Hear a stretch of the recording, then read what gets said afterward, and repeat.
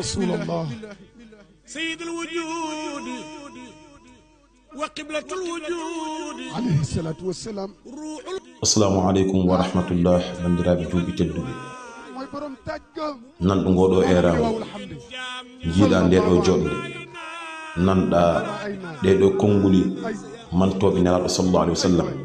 ganda kikiɗo mawɗo tedduɗo jaɗɗo inchallah kikiɗo nelaɗo sallallahu alaihi wasallam arti ko mani ko dimanche inchallahu rabbi le 19 octobre 2025 à partir de 16h to CCS inchallahu rabbi Dakar dendagal dairaji azakirina wa zakirat wondude responsable moral moyen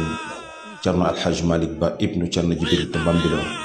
de ɓe ndendi ɓe ngari heɓe jarno ceernajo ɓe jettamo e biyeji makka ɗi e biyeji fesdi e biyeji umraji ɗi wiɓe alhamdulillah mi jaɓi mbaɗon kikiɗo kono kikiɗo o yewon kikiɗo nelaɗo sallallahu alaihi wasallam on ɗon kikiɗo noon waɗete dimanche inchallahu rabbi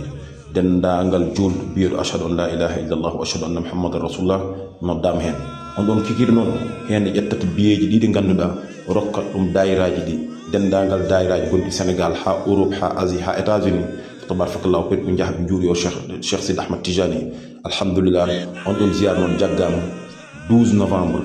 haala 19 novembre inchallahu rabbi ɗum noon fof inchallah mi juuro Cheikh Tidiane dendagal waliyaɓe Allah ɓe wonɓe nder Maroc fof inchallahu rabbi dendagal dayiraji ɗi dendagal julɓe ɓe noddama hen inchallah dayira al-Zakirin wa Zakirat alhamdulillah Ceerno Alhaji Malick Ba ibnu Ceerno Jibril yo Allah waɗanamo suturu inchallah yo Allah tabarakallahu waɗanamo teddugal inchallah ɗeɗo golle ɗe gollanta Allah a nelaɗo Cheikh Sidi Ahmad Tidiane de dendagal waliyaɓe inchallah alhamdulillah wassalamu aleykum wa rahmatullah.